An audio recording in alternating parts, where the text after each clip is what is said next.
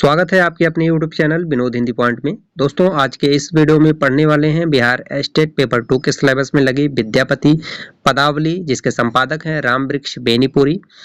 और आज के इस वीडियो में पढ़ने वाले हैं जय जय भैरवी पद संख्या 3, कुंज भवन से निकसत रे पद संख्या 59 और देख देख राधा रूप अपार पद संख्या 2 से संबंधित महत्वपूर्ण तथ्य। तो चलिए शुरू करते हैं आज का ये वीडियो। जय जय भैरव असुर भयावुनि पशुपति भामनी माया सहज सुमति बर दिए हैं गोस्वामी अनुगति गति तु पाया बासर रैन सवासन शोभित चरण चंद्रमणि चूड़ा कत ओक दैन्य मारी मुँह मेमल कतन उगली करकूड़ा सामर बरन नयन अनुरंजित जलद जोग फुलको का कटकट विकट ओट पुट पांडरी लिदुर फेन उठ फोका घन घन घनन गुगुर कत बाजय हन हन कर तू काता विद्यापति कवि तू पद सेवक पुत्र बिसरु जनि माता।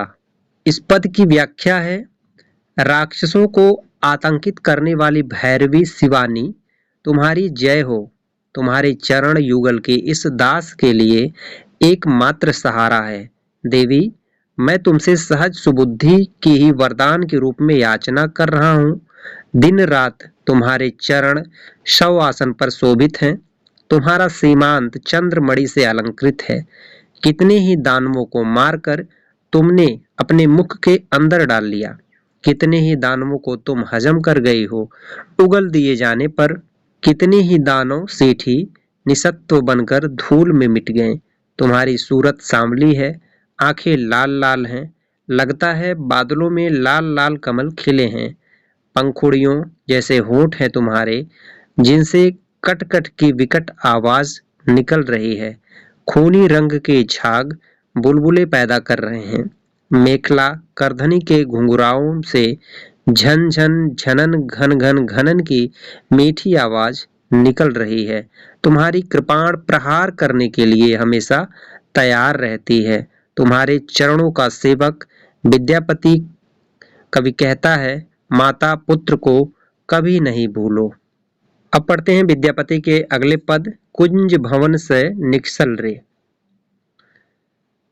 कुंज भवन से निकसल रे रोकल गिरधारी एक ही नगर बहु माधव हे जन करु बटमारी छाड़ कान्ह मोर आचर रे फाटत नौसारी अपजस होजत जगत भरी ये जनिकारी उघारी संगक सखी गुआयली रे हम एक सरी नारी दामिनी आए तुला एली ये एक रति अंधारी भयनि विद्यापति गाउल रे सुन गुणमति नारी हरीक संग कुछ डर नहीं है तोहे परम गमारी। इस पद की व्याख्या है, कुंज भवन से निकली ही थी कि गिरधारी ने रोक लिया।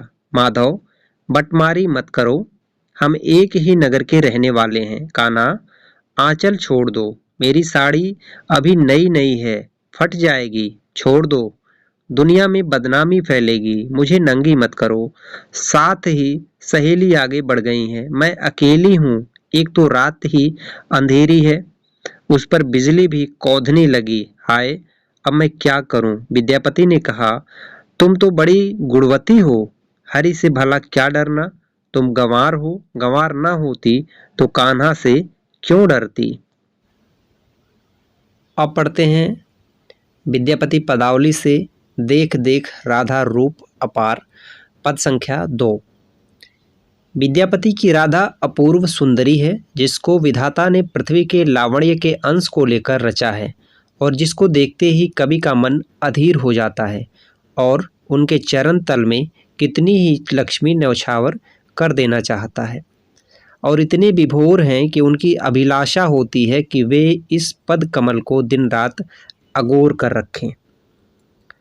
देख देख राधा रूप अपार अपरूप के विही अनिमोरा ओल खित तल लावनी सार अंगहि अंग अनंग मुझरावत हेरह पड़र अथीर मनमथ कोटि मंथन करु जे जन से हेरिमथि कीर कत कत लाखिमी चरण तल निछयो रंगिनी हेर विभोरी कर अभिलाख मनहि पद पंकज अहि नहीं कोर अगोरी।